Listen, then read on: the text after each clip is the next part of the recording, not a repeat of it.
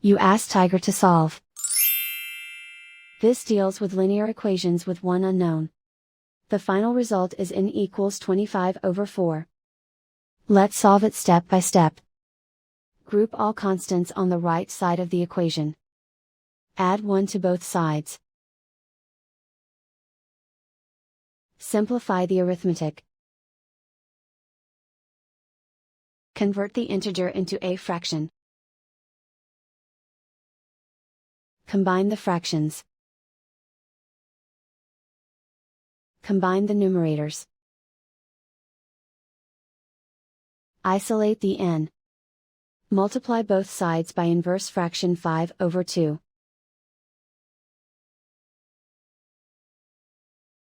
Group like terms.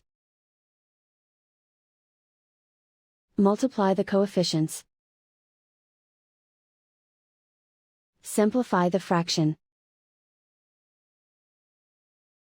Multiply the fractions. Simplify the arithmetic.